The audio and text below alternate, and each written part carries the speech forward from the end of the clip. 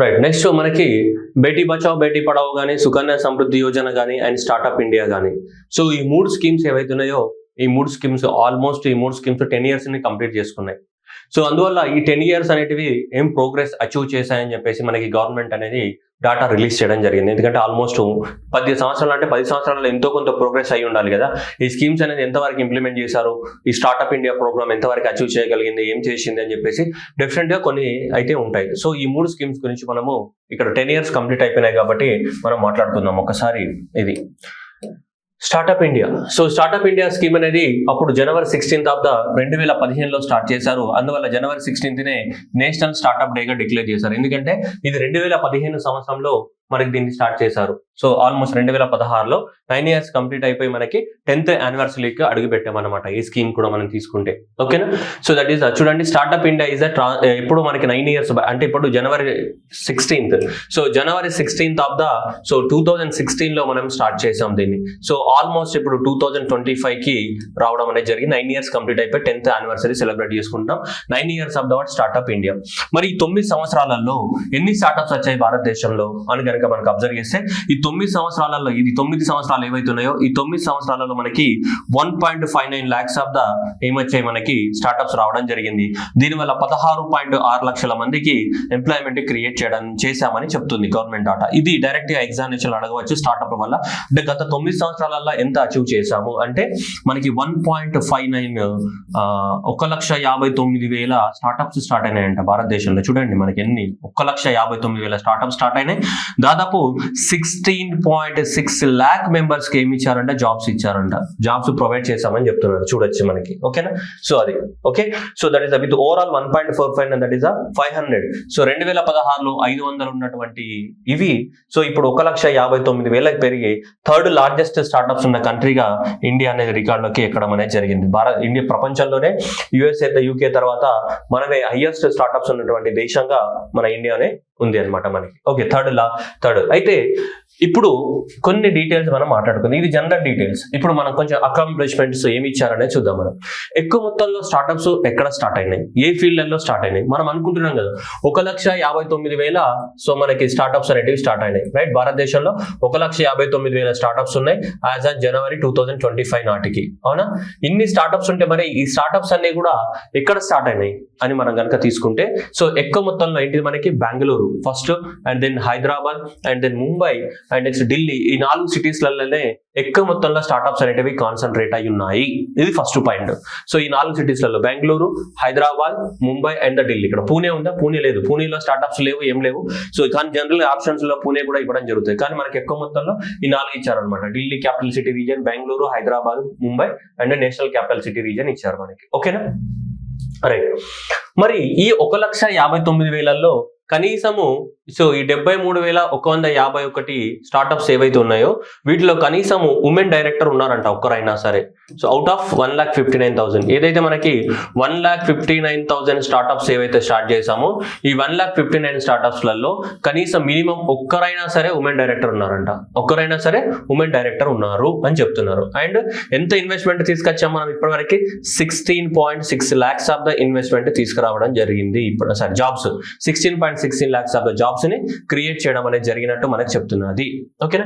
మరి ఇంత 16.6 లక్షల మందికి జాబ్స్ ని క్రియేట్ చేసామని చెప్తున్నాం. వేడి ద్వారా స్టార్ట్అప్స్ ద్వారా. మరి స్టార్ట్అప్స్ అనేటివి ఇంత మంది జాబ్స్ ని క్రియేట్ చేస్తే అసలు ఏ ఫీల్డ్ లో ఎక్కువ స్టార్ట్అప్స్ స్టార్ట్ అయినాయి అనుకే తీసుకుంటే మీ అందరికి తెలుసు ఐటీ సెక్టార్ లోనే ఎక్కువగా ఉంటాయి.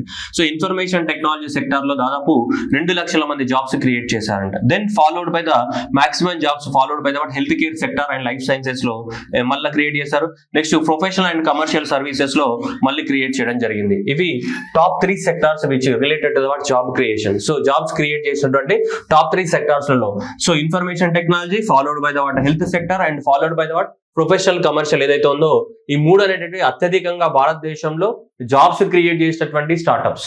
ఓకేనా. భారతదేశంలో అత్యధికమైన జాబ్స్ క్రియేట్ చేసినటువంటి స్టార్ట్అప్స్ మొత్తం 16.6 లక్షల జాబ్స్ ని క్రియేట్ చేసింది. ఓకేనా. మరి ఈ స్టార్ట్అప్స్ ప్రమోషన్ కోసము గవర్నమెంట్ ఆఫ్ ఇండియా ఏం స్కీమ్స్ తీసుకొచ్చింది అని కనుక మనం ఆలోచిస్తే సో మనకి సో చూడండి government of India A schemes ని ఇంప్లిమెంట్ చేసింది స్టార్ట్అప్స్ కి సంబంధించి అని కనుక తీసుకుంటే ఫస్ట్ ఆఫ్ ఆల్ మనము startup India seed fund scheme 2021 నుంచి సో మనకి 21 నుంచి దీన్ని స్టార్ట్ చేయడం జరిగింది. బడ్జెట్ లో మనకి కేటాయించారు. సో ఇది చూడండి 4 years period from the 2021 and 22 నుంచి సో 2026 సంవత్సరం వరకు మనకి ఈ స్టార్ట్అప్ ఇండియా సీడ్ ఫండ్ అని స్టార్ట్ చేశారు. మనకి 945 కోట్లతోటి స్టార్ట్ చేయడం అనేది జరిగింది. ఓకేనా, ఏంటిది సీడ్ ఫండ్? ఎవరి దగ్గర ఒక ఐడియా ఉందనుకోండి, ఆ ఐడియాని చిన్న కాన్సెప్ట్ రూపంలోకి మార్చుకొని మనం తీసుకెళ్లి చూపిస్తే మనకి ఫండింగ్ ఇవ్వడం జరుగుతుంది. అందుకని ఇక్కడ ఏమన్నాడు, ఇక్కడ సీడ్ అన్నాడు. సీడ్ అంటే ఎప్పుడు ఫస్ట్ స్టేజ్ కదా, నువ్వు పంట మన ప్లాంట్ అనేది మొలకెట్టాలంటే సీడే కదా. సీడ్ అనేది ఏంటి, ఫస్ట్ స్టేజ్ కదా. సీడ్ అనేది ఫస్ట్ స్టేజ్ లో ఉండాలి కదా. ఫస్ట్ స్టేజ్ లో నీ దగ్గర ఒక ఐడియా ఉంది, ఐడియాని ప్రొడక్ట్ లాగా మార్చాలనుకుంటున్నావు. ప్రొడక్ట్ లాగా మార్చాలనుకున్నప్పుడు దానికి ఏం చేయాలా, మనీ అనేది కేటాయించాలా లేదా? డెఫినెట్ గా మనీ అనేది కేటాయించాలి కదా. సో దానికోసం ఇది so support the what startups areas like proof of concept, ఏదైనా ప్రూఫ్ ఆఫ్ కాన్సెప్ట్ కానీ ప్రోటోటైప్ కానీ ఏదైనా తయారు చేయాలనుకుంటే వాటి కోసం మనకి ప్రోడక్ట్ ని డెవలప్మెంట్ చేయాలనుకున్నాం, వాటి కోసం కేటాయించడానికి కోసము ఇది స్టార్ట్అప్ సీడ్ ఫండ్ అని స్టార్ట్ చేశారు. 2021-22 బడ్జెట్ లో మనం ప్రకటించి 4 సంవత్సరాల కోసం 945 కోట్లను కేటాయించారు. ఇది first measure taken by the government of India to promote the what startups in India. So భారతదేశంలో స్టార్ట్అప్స్ ని ప్రమోట్ చేయడానికి కోసం తీసుకున్నటువంటి మొదటి చర్య. ఓకే, రెండవది credit guarantee fund scheme. Credit guarantee fund scheme అంటే ఏంటిది? ఏదైనా ఒక బ్యాంక్ నుంచి లోన్ తీసుకున్నాం అనుకోండి, మన దగ్గర ఒక ఐడియా ఉంది, అయితే తీసుకున్న దగ్గర ఐడియా ఉంది సార్ నాకు లోన్ అంటే ఇస్తాడా? కంపెనీ వాడు లోన్ ఇవ్వడు కదా. మరి అప్పుడు ఆ లోన్ ఇవ్వాలంటే ఏం చేయాలి? ఎవరో ఒకరు ఏమి ఇవ్వాలి? గ్యారంటీ ఇవ్వాలి. ఆ గ్యారంటీ ఎవరు ఇవ్వాలి? గవర్నమెంటే ఇస్తుంది. అందుకే క్రెడిట్ అంటే ఏంటిది? Loan. So what is mean by credit? Credit అంటే ఇక్కడ లోన్. సో ఈ లోన్ కి ఎవరు గ్యారంటీ ఇవ్వాలి? ఈ లోన్ కి ఎవరు గ్యారంటీ ఇవ్వాలి? ఎవరంటే మన దగ్గర ఉన్నప్పుడు మన దగ్గర డబ్బులే లేవు, అక్కడ ఆ లోన్ గ్యారంటీ ఎవరు ఇస్తారు? గవర్నమెంటే ఇస్తుంది. బాబు ఇలా స్టార్ట్అప్స్ ఎవరైనా స్టార్ట్ చేస్తే ఆ స్టార్ట్అప్స్ కనుక మీకు నచ్చితే వాళ్ళకి లోన్స్ ఇవ్వండి, దానికి మేమే బాధ్యత వహిస్తామని గవర్నమెంట్ అనేది ఒక పాలసీ తీసుకొచ్చింది. అప్పుడే కదా లోన్ ఇచ్చినప్పుడు వాళ్ళు ఫండింగ్ అనేది జరుగుతుంది. సపోజ్ ఇప్పుడు ధృవ స్పేస్ కానీ ఇవన్నీ ఉన్నాయి మనకి, బెల్లాట్రెక్స్ స్పేస్ కంపెనీస్ కానీ ఇలాంటివన్నీ కూడా చిన్న చిన్న స్పేస్ కంపెనీస్ ఈ రోజు ఎన్నో ప్రగతిని సాధించాయి. కానీ వాళ్ళకి ఫండింగ్ ఎక్కడికి వెళ్ళొచ్చింది? ఎవరో ఒకరు ఇవ్వాల్సిందే కదా. ఎవరో ఒకరు ఇవ్వకపోతే అయితే రాదు కదా. మనకి ఇప్పుడు దిగాంతర ఉంది, స్కాట్ మిషన్ ని స్టార్ట్ చేసింది. దిగాంతర అనే స్పేస్ ఎక్స్ప్లోరేషన్ కంపెనీ. ఆ దిగాంతరకి ఎవరు ఇచ్చారు? సిడ్బీ అనేది ఫండింగ్ ఇచ్చింది. ఆదిత్య బిర్లా కంపెనీ సపోర్ట్ చేసింది. ఇలా మనకి ఎవరో ఒకరు ఏం చేయాలి? మనకి సపోర్ట్ చేయాల్సి ఉంటుంది. సో అందువల్లనే మనకి ఇలా క్రెడిట్ గ్యారంటీ స్కీమ్ ని కూడా స్టార్ట్ చేశారు. మనకి అన్ని బ్యాంక్స్ కానీ కమర్షియల్ బ్యాంక్స్ కానీ సో ఎవరైనా సరే మనకి క్రెడిట్ గ్యారంటీ ఫండ్ ద్వారా స్టార్ట్అప్స్ కి ఇవ్వచ్చు. ఓకేనా? సో అది next one. So next fund of the funds for the what startup scheme. ఇది ఎప్పుడు మొదటిసారిగా 2016 అనుకున్నాం కదా మనం, జనవరి 16. సో జనవరి 16, 2016లో మనకి స్టార్ట్అప్ ఇండియా స్కీమ్ ని లాంచ్ చేసాం. మన గవర్నమెంట్ ఆఫ్ ఇండియా అనేది ఏంటిది? మనకి స్టార్ట్అప్ ఇండియా స్కీమ్ ని లాంచ్ చేసింది అనుకున్నాం కదా, స్టార్ట్అప్ ఇండియా స్కీమ్ ని. ఆ స్టార్ట్అప్ ఇండియా స్కీమ్ ని లాంచ్ చేసినప్పుడు అప్పుడే 10,000 కోట్లతోటి దీన్ని లాంచ్ చేయడం జరిగింది అనమాట. 10,000 crores అనేది ఈ స్కీమ్ కి కేటాయించడం అనేది జరిగింది. భారతదేశంలో స్టార్ట్అప్స్ ని ప్రమోట్ చేయడానికి కోసము fund for the what startups scheme అనేది ఎప్పుడు 2016లో దీన్ని అనౌన్స్మెంట్ చేయడం జరిగింది. So the scheme is managed by the what, so this SIDBI small industries bank, development bank of India ఎవరైతే ఉన్నారో వాళ్ళు ఈ స్కీమ్ ని ఇంప్లిమెంట్ చేస్తారనమాట. వాళ్ళకి గవర్నమెంట్ అనేది 10,000 కోట్లు ఇచ్చింది. ఎవరికి? సిడ్బీకి. సిడ్బీ ఎవరికి ఇవ్వాలి? ఎవరికైతే మనకి భారతదేశంలో స్టార్ట్అప్స్ ని ప్రమోట్ చేయాలనుకుంటున్నారో వాళ్ళకి ఈ ఫండింగ్ అనేది ఇవ్వాలి. బెస్ట్ ఎగ్జాంపుల్ రీసెంట్ గా దిగాంతర స్కాట్ మిషన్ ని లాంచ్ చేసింది. దిగంతర అనేది కంప్లీట్ గా స్టార్ట్అప్ కంపెనీ. సో అది సిడ్బీ ఫండింగ్ తోటే మనకి లాంచ్ చేయడం అనేది జరిగింది. సో అలా అన్ని చిన్న చిన్న కంపెనీస్ అన్నిట్లో కూడా మనకి ఫండింగ్ ఇవ్వాల్సి ఉంటుంది మనకి వెరీ రీసెంట్. సో ఈ మూడు స్కీమ్ తో పాటు వెరీ రీసెంట్ గా భాస్కర్ అనే ఇనిషియేటివ్స్ ని కూడా లాంచ్ చేయడం జరిగింది సెప్టెంబర్ 2024లో. ఏంటిది? భాస్కర్. చూడండి ఇక్కడ ఏమన్నాడు? Bhaskar stands for Bharat startup knowledge access registry అన్నాడు. ఇక్కడ చూడండి ఏమన్నాడు ఒక్కసారి ఇక్కడ చూడండి. భారత్ స్టార్ట్అప్ అంటే భారతదేశంలో స్టార్ట్ అయినటువంటి స్టార్ట్అప్స్. ఆ స్టార్ట్అప్స్ అన్నింటిలో యొక్క ఏం చేయాలి? ఒక రిజిస్టర్ మెయింటైన్ చేయాలి. అర్థమైందా?